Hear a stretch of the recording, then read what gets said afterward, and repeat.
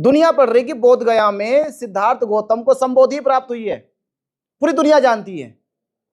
Nalanda university में जब पढ़ाया गया, नालंदा यूनिवर्सिटी के बाद जब बच्चे वहां से प्रैक्टिकल के लिए बोध गया आते तो यहां पर बुद्ध के दर्शन की रिसर्च करते थे केवल, कभी शिव के दर्शन की रिसर्च नहीं करी, यहां पे राम की नहीं करी, विष्णु की नहीं करी, बुद्ध की करी उन्होंने।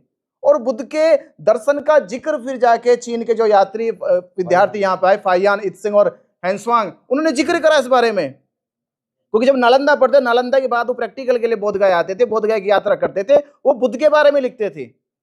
तो सरकार के पास जब पूरा एविडेंस है, पूरे साक्ष्य है और पूरी दुनिया मानती है, और यूनेस्को ने, आप ये तो इंटरनेशनल संस्था है, यूनेस्को ने पूरे सर्वे के साथ पुरातत्व विभाग से रिपोर्ट लेने के बाद यह सिद्ध कर दिया कि बोध गया धरती पर सिद्धार्थ गौतम संबोधि को प्राप्त हुए और यहां पर सम्राट अशोक ने महाबोधि महाविहार की नींव धरी।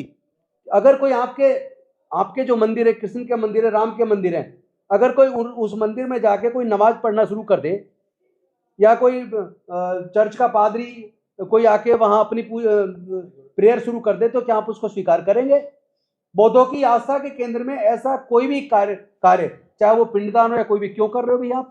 आपके पास क्या मंदिरों की कमी? आपके पास तो लाखों मंदिर है। तो आज ये आंदोलन हम जन जन तक, पूरे देश के कोने कोने तक, पूरे दुनिया के कोने कोने तक लेके जा रहे हैं। आज 49 दिन महाबोधि महाविहार मुक्ति आंदोलन को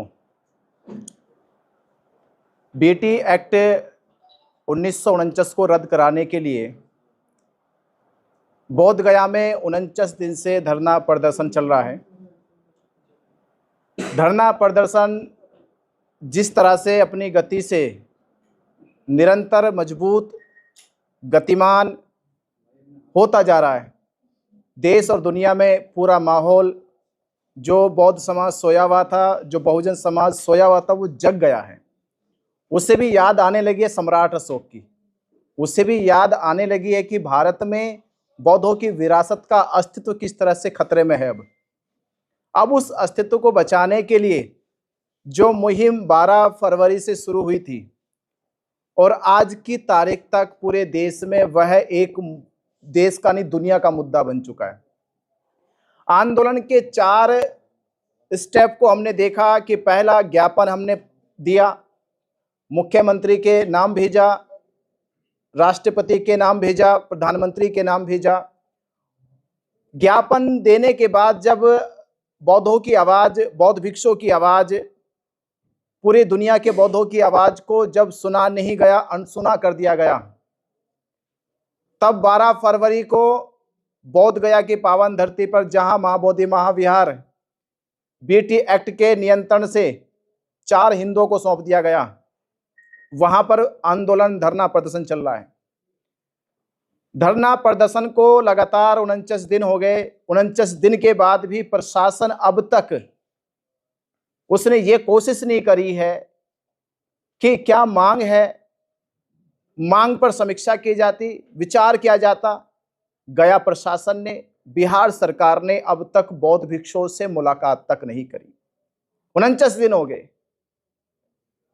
नई मांग नहीं है, नया मुद्दा नहीं है, वर्षों पुराना मुद्दा है, ऐतिहासिक मुद्दा है, कानूनी मुद्दा है। ये कब्जे का मुद्दा नहीं कि नई कोई जमीन नई जमीन तलाश ली और उस पर कब्जे के लिए मांग करे, कब्जे की मांग नहीं है, ये बचाने की मांग है कि जो विश्व धरोहर है, वर्ल्ड हेरिटेज है। यूनेस्को ने भी कहा कि अब ये केवल बौद्धों की संपत्ति नहीं रही, बौद्धों का तीर्थ स्थल नहीं रहा, ये पूरी दुनिया का स्थल बन चुका है, ये वर्ल्ड हेरिटेज हो गया। वर्ल्ड हेरिटेज होने के बाद केवल राज्य सरकार की जिम्मेदारी नहीं है, साथ साथ में केंद्र सरकार की भी पूरी जिम्मेदारी है कि केंद्र सरकार महाबोधि महाविहार के नियंत्रण को, उसकी सुरक्षा को, रक्षा को और उसकी गरिमा को देखे। पर सेंट्रल गवर्नमेंट ने, राज्य सरकार ने बिल्कुल भी उधर ध्यान नहीं दिया। उसके कारण वहां पंडित पुरोहितों ने आडंबर, पाखंड, अंधविश्वास करना शुरू कर दिया। क्या ये दिखाएगी हम दुनिया को कि ये है हमारे पास वर्ल्ड हेरिटेज, जहां पर एक पंडा पुरोहित बैठकर मरे हुए लोगों का श्राद्ध कर रहा है, पत्थर का शिवलिंग बनाकर जल चढ़ा रहे? ये दिखाएगी हम कि बुद्ध के दर्शन, जो विश्व वैज्ञानिक कहलाए, शांति का प्रतीक बने, करुणा का एक संदेश लेकर गए, क्या वो दिखाएगा कि महाबोधि में महाविहार में आज क्या हो रहा है? तो जब 49 दिनों के बाद भी सरकार के कानों तक हमारी बात नहीं पहुंची, तो आंदोलन के दो और आगे के चरण है, जो तीसरा चरण होता है रथ यात्राएं निकालना, कि जहां हम धरना प्रदर्शन एक जगह पे रह के कर रहे थे और लोग हमें दूर दूर से सपोर्ट कर रहे थे, अब हम लोगों के पास जाएंगे, उनका हाथ पकड़कर उनके गांव से, उनके शहर से, उनके राज्य से लेकर बोध गया 12 मई तक पहुंचेंगे हम लोग। तो हमने 14 अप्रैल बाबा साहब डॉक्टर अंबेडकर जी के जन्म दिवस से दलित प्रेरणा स्थल नोएडा से रथ यात्रा पद यात्रा शुरू करने जा रहे हैं।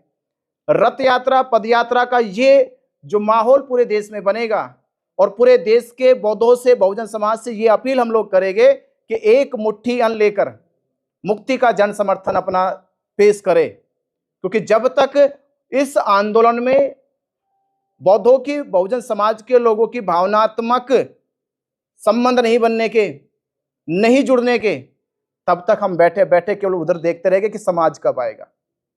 तो रथ यात्रा का अभियान शुरू करने की तैयारी हो चुकी है, और ये रथ यात्रा का अभियान एक बड़े काफिले के साथ हम तैयारी कर रहे हैं कि 500 बौद्ध भिक्षु इस रथ यात्रा में चले गए। धीरे धीरे बोध गया तक पहुंचते पहुंचते 12 मई तक, बुद्ध पूर्णिमा तक, हजारों बौद्ध भिक्षु एक बड़े काफिले के साथ 12 मई बुद्ध पूर्णिमा तक बोध गया पहुंचेंगे।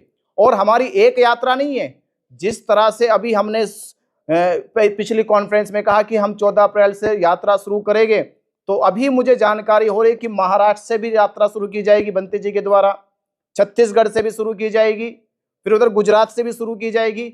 तो हमने देखा कि यात्रा तो ऐसा होगा कि बोध गया 12 मई तक देश के हर एक स्टेट से रथ यात्राएं, पद यात्राएं आनी शुरू हो जाएगी। और देखते देखते जो हमने, हमारे एक राहुल नागपाल जी ने मुझे बहुत अच्छी बात पिछले हमने इंटरव्यू में कहा कि 12 मई को 12 लाख लोग पहुंच जाए।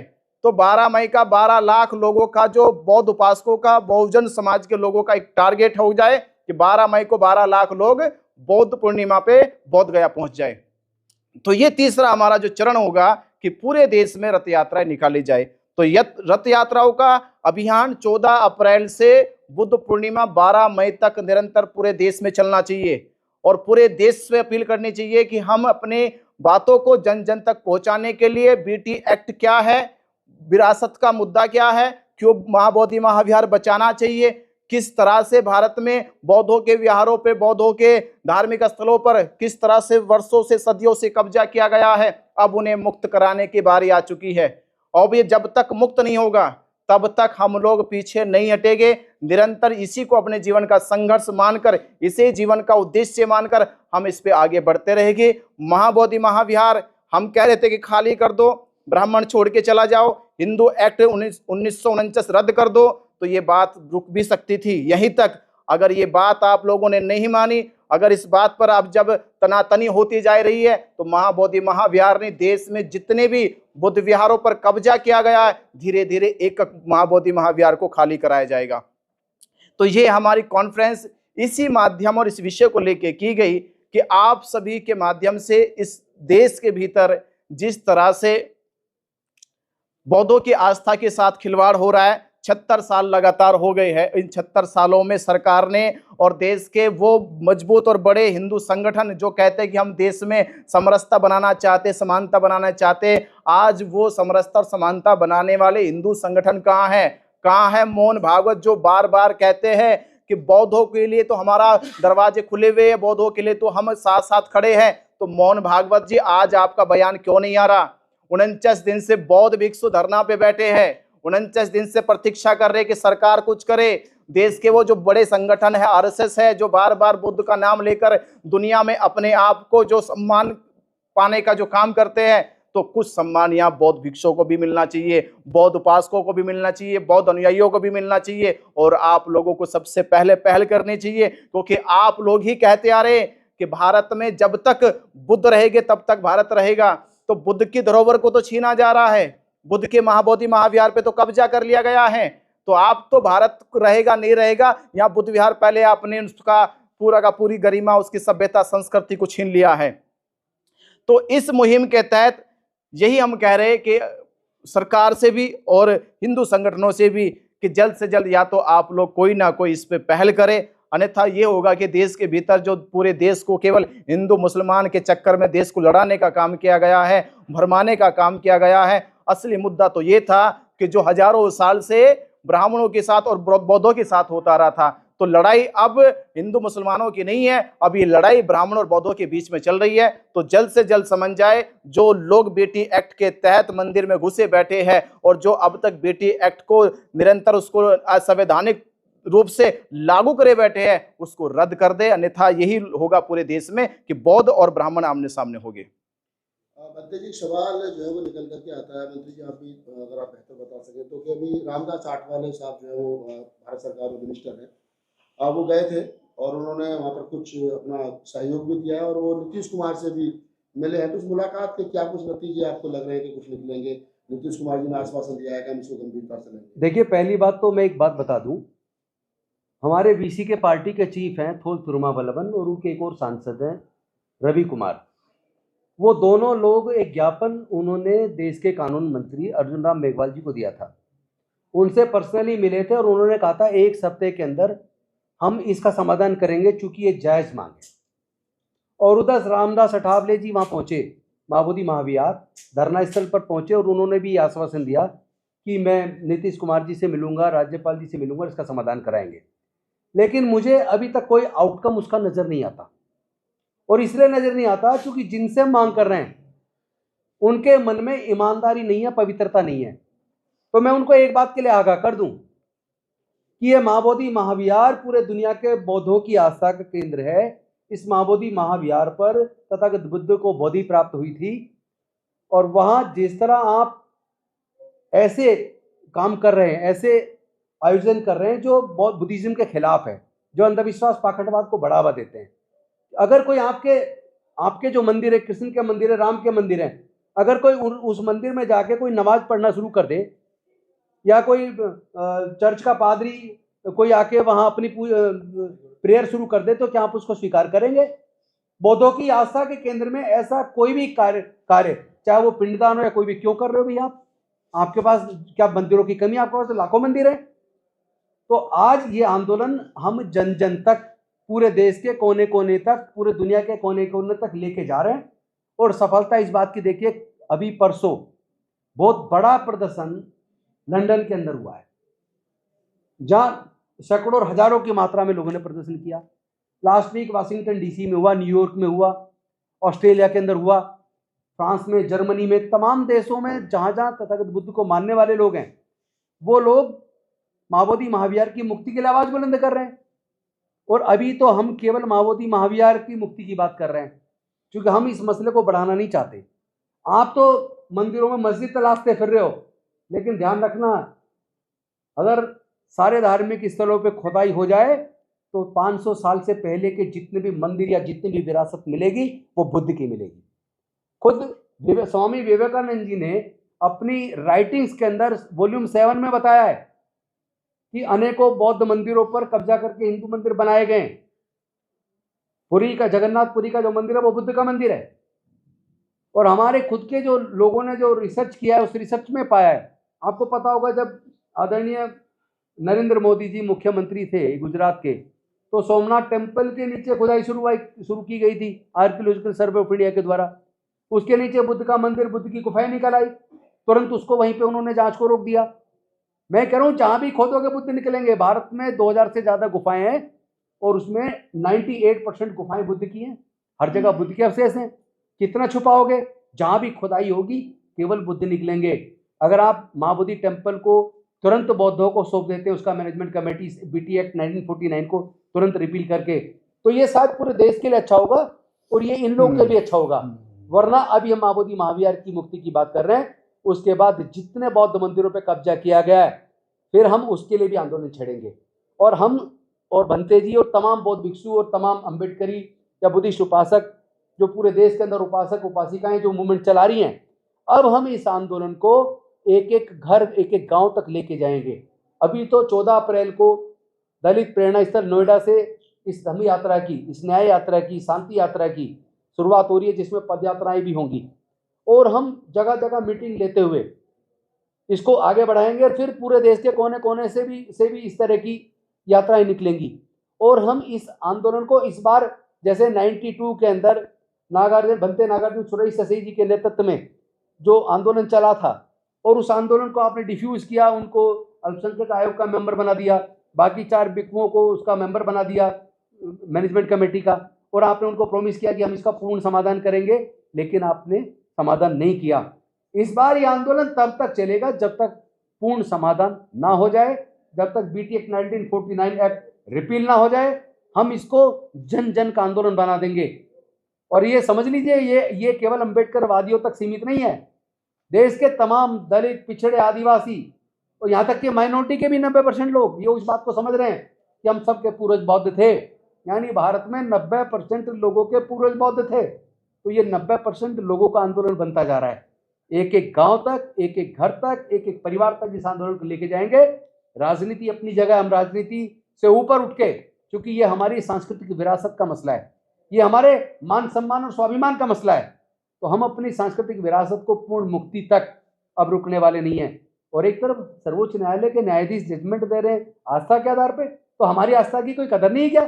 तुम्हारी आस्था आस्था, हमारी आस्था आस्था नहीं है। तो ये आंदोलन बहुत ज़्यादा बड़ा होने वाला है। मैं तो निवेदन करूंगा आदरणीय नीतीश कुमार जी से भी और देश के प्रधानमंत्री नरेंद्र मोदी जी से भी, वो दिल बढ़ा करके इस समस्या का समाधान तुरंत कर दें, अन्यथा ये इतना बड़ा आंदोलन होने वाला है, ये आपके बस की संभालना नहीं है। इससे पहले कि इतना बड़ा आंदोलन हो जाए, मैं आपसे निवेदन कर रहा हूँ इसका समाधान कीजिए, तो बात यहीं तक शांतिपूर्ण तरीके से निपट जाएगी। क्योंकि हम बुद्ध को मानने वाले हैं, उस बुद्ध को जिसने दुनिया को शांति, मानवता का संदेश दिया, जिसने समता, स्वतंत्रता, बंधुता, न्याय, प्रज्ञाशील, करुणा और मैत्री का संदेश दिया।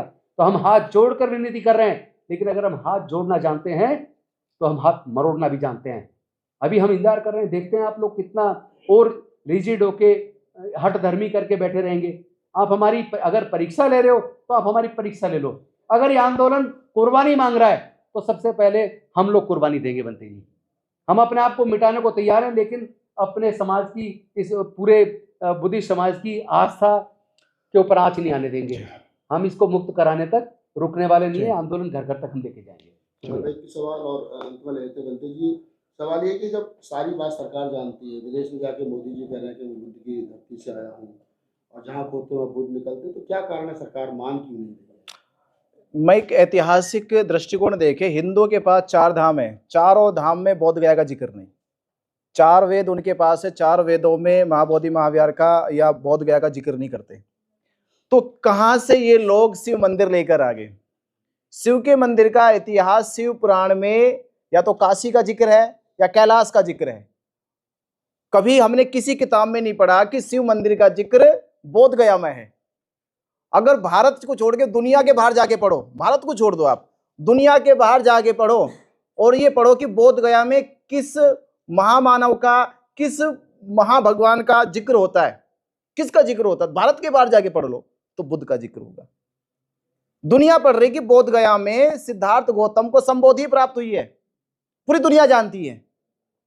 नालंदा यूनिवर्सिटी में जब पढ़ाया गया, नालंदा यूनिवर्सिटी के बाद जब बच्चे वहां से प्रैक्टिकल के लिए बोध गया आते तो यहां पर बुद्ध के दर्शन की रिसर्च करते थे केवल। कभी शिव के दर्शन की रिसर्च नहीं करी, यहां पे राम की नहीं करी, विष्णु की नहीं करी, बुद्ध की करी उन्होंने।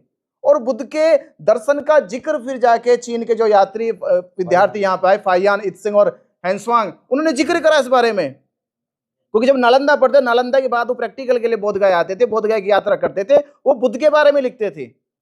तो सरकार के पास जब पूरा एविडेंस है, पूरे साक्ष्य है और पूरी दुनिया मानती है, और यूनेस्को ने, आप ये तो इंटरनेशनल संस्था है, यूनेस्को ने पूरे सर्वे के साथ पुरातत्व विभाग से रिपोर्ट लेने के बाद ये सिद्ध कर दिया कि बोध गया धरती पर सिद्धार्थ गौतम संबोधि को प्राप्त हुए और यहाँ पर सम्राट अशोक ने महाबोधि महावीर की नींव धरी।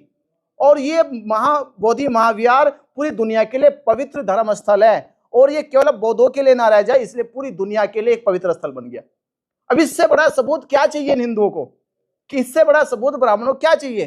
तो हमारा कहना ये है कि ये तो वही हुआ जिस प्रकार राम मंदिर का फैसला इन लोगों ने दिया, कहा कि ये पुरातत्व विभाग के साक्ष्य एक तरफ रख दो और जो वहां पे अवशेष मिले वो भी एक तरफ रख दो, और जो भी सबूत आपने गवाही कराई वो भी एक तरफ रख दो। तो फैसला दे दिया कि भारत के लाखों करोड़ों हिंदुओं की भावना का मामला है, ये हिंदुओं के पक्ष में सुना दिया जाए। यही हुआ था 1949 में। बौद्ध है नहीं थे उस समय, ब्राह्मण लग रहे थे सामने। तो यहां मैं कहूंगा कि यहां हिंदुओं की भावना का नहीं, यहां डर ब्राह्मणों की भावना का है। यहां हिंदुओं की भावना का मामला भी नहीं, यहां भावना का डर है ब्राह्मणों की।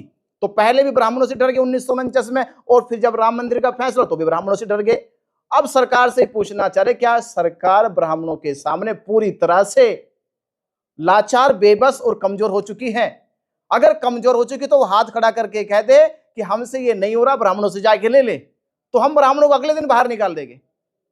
हम संविधान का पालन कर रहे, सरकार का सम्मान कर रहे, इस सम्मान की परीक्षा ना ली जाए तो हम आपसे ये कहेंगे, कानूनी प्रक्रिया में, संवैधानिक प्रक्रिया में, और पूरे बौद्धों की आस्था और सम्मान को देखते हुए और पूरी दुनिया के निगाहों को देखते हुए कि पूरी दुनिया किस तरह से बोध गया की ओर देख रही है, कि बोध गया की पावन धरती पर महाबोधि महाविहार को किस तरह से सम्राट अशोक ने 2300 वर्ष पूर्व इसकी नींव रख के पूरी दुनिया के लिए एक धर्म स्थल दिया, शांति का प्रतीक दिया। ये वो प्रतीक है जहां संसार को यह मिला कि किस तरह से एक संसार में आने वाला आम मनुष्य कैसे बुद्ध बन जाता है। ये उसका प्रतीक है। ये उसका प्रतीक है कि मनुष्य कैसे दुखों से मुक्ति पाएगा। ये वही जगह के जहां तथागत बुद्ध ने संसार के 4 आर्य सत्य जाने। ये 4 आर्य सत्य जानने के बाद आज संसार दुखों से मुक्ति खोज रहा है, मुक्त हुआ है। ये वही जगह जहां सिद्धार्थ गौतम बुद्ध बनकर संसार को विज्ञान का सूत्र दे रहे, प्रत्यक्ष समुत्पात, तब जाके संसार में विज्ञान पैदा हुआ। आप उस जगह पे कर्मकांड कर रहे हो जहां इतना बड़ा विशाल दर्शन तथागत बुद्ध ने दिया। आप वहां पर ये पंडों को बिठाकर, जिनको अभी तक दर्शन के बारे में, विज्ञान के बारे में, शिक्षा के बारे में, संस्कृति के बारे में बिल्कुल भी नहीं पता, क्या आप इतनी इतनी इतनी विराट, इतनी विशाल और इतनी पवित्र जगह पे ये कर्मकांड करा रहे हो? तो शर्म आने चाहिए सरकार को, शर्म आने चाहिए मोहन भागवत जी को, जो देश को जो समृद्ध बनाने की बात कर रहे थे, जो सशक्त बनाने की बात कर रहे थे। क्या ये सशक्त ऐसे बनेगा कि वहां पंडा बुद्ध के पूरे परिसर में बैठ के वहां ये पंडित पिंडदान करेंगे, जो पिंडा पराएंगे, जो शिवलिंग पर जल चढ़ाएंगे? क्या ऐसे देश हमारा सशक्त और वैज्ञानिक बनेगा? तो हम यही कहेंगे कि विज्ञान के आधार पे, से शास्त्रों के आधार पे, चाहे संविधान के आधार पे, किसी भी आधार से कोई भी साक्ष्य उठा लीजिए, मां बोधि महाविहार बौद्धों का है और बौद्धों को मिलना चाहिए। एक आखिरी सवाल मंत्री जी, थोड़ी सी अपील कर दीजिए कि जो आप नोएडा से प्रेरणा स्थल से, प्रेरणा स्थल से जो आप ये पद यात्रा या रथ यात्रा जो शुरू कर रहे हैं, उसकी टाइमिंग क्या रहेगी? हाँ, और वो कब और उसमें कैसे लोग शामिल हो सकते हैं? कोई मोबाइल नंबर जो आपसे लोग संपर्क करना चाहें, और क्या उसकी पूरा सिस्टम रहेगा? आप सभी देश के बौद्ध समाज से, बहुजन समाज से, जिस तरह से आंदोलन हमारा गति प्रगति होता जा रहा है, देश दुनिया तक फैल गया है, इसे और मजबूत करना है, इससे और यूनाइटेड करना है। और यूनाइटेड करने के लिए हमारे सभी बुद्धिजीवी, मंत्री जी के सहमति से, बंते जी की सहमति से, और भी बहुत सारे बुद्धिजीवी लोगों से सहमति से ये निर्णय लिया गया कि धरना प्रदर्शन के साथ साथ हमें एक जन जागृति अभियान चलाना चाहिए, एक शांति मार्च निकालना चाहिए, लोगों तक पहुंचना चाहिए। तो उस पर निर्णय लिया गया कि एक रथ यात्रा, पद यात्रा शुरू कर दी जाए। कब शुरू कर दी जाए? कि इस देश में आंदोलन को गति और आंदोलित करने के लिए बाबा साहब डॉक्टर अंबेडकर जी के जन्मदिन से बड़ा कोई दिन हमारे लिए नहीं है। तो 14 अप्रैल का दिन चुना गया, और 14 अप्रैल के दिन नोएडा में दलित प्रेरणा स्थल, जहां हमारे बहुजन समाज की प्रतिमाएं हैं, उनको नमन करेंगे, उनके सामने वंदन करेंगे। उनके सामने वंदन करने के बाद उनके आशीर्वाद से हम लोग उस पद यात्रा को शुरू करेंगे, उस रथ यात्रा को शुरू करेंगे। ये रथ यात्रा 14 अप्रैल से नोएडा से शुरू होगी। नोएडा से गाजियाबाद, गाजियाबाद से मेरठ, मेरठ से मुजफ्फरनगर, मुजफ्फरनगर से बिजनौर, बिजनौर से अमरोहा, अमरोहा से मुरादाबाद, मुरादाबाद से रामपुर, रामपुर से बरेली, बरेली से बदायूं, बदायूं से कासगंज, कासगंज से एटा, एटा से अलीगढ़, अलीगढ़ से मथुरा, मथुरा से आगरा, आगरा से फिरोजाबाद, फिरोजाबाद से मैनपुरी, मैनपुरी से कन्नौज, कन्नौज से हरदोई, हरदोई से सीतापुर, सीतापुर से लखनऊ, और लखनऊ से बाराबंकी, बाराबंकी से अयोध्या, अयोध्या से अंबेडकर नगर, अंबेडकर नगर से जौनपुर, जौनपुर से आजमगढ़, आजमगढ़ से मऊ, मऊ से बलिया, बलिया से गाजीपुर, गाजीपुर से बक्सर, बक्सर से आरा, आरा से पटना, और पटना से फिर बोध गया। ये हमारी यात्रा का पूरा मैप है। ये यात्रा 14 अप्रैल शुरू होगी और हम 10-11 मई यानी बुद्ध पूर्णिमा से एक दिन पहले बोध गया पहुंच जाएंगे। ये यात्रा देश में 12 मई को 12 लाख लोगों से निवेदन कर रही है कि महाबोधि महाविहार को बचाने के लिए, विरासत को बचाने के लिए केवल एक दिन के लिए आप आ जाओ।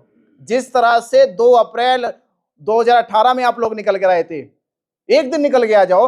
12 मई को 12 लाख लोग बोध गया की धरती पे आ जाओ। 13 मई को महाबोधि महाविहार मुक्त हो जाएगा। सभी धम्म बंधुओं से, सभी उपासक उपासिकाओं से पूरे देश के अंदर मैं निवेदन करता हूं, सब लोग अपने अपने राज्यों से इस बार की बुद्ध पूर्णिमा मनाने के लिए बोध गया जरूर पहुंचे। 12 मई 2025 सबसे निवेदन है, इस बार की बुद्ध पूर्णिमा महाबोधि महाविहार में मनेगी। समय बता दीजिए कि दलित प्रेरणा स्थल किस समय पहुंचे लोग? दलित प्रेरणा स्थल 12 बजे 14 अप्रैल को बाबा साहब डॉक्टर अंबेडकर जी को नमन करने के लिए और सभी बहुजन समाज को नमन करने के लिए और यात्रा में शामिल होने के लिए 14 अप्रैल को 12 बजे दलित प्रेरणा स्थल आप सभी लोग पहुंच जाए। वहीं से हम लोग अपनी पद यात्रा, रथ यात्रा शुरू करेंगे। शुक्रिया, थैंक यू।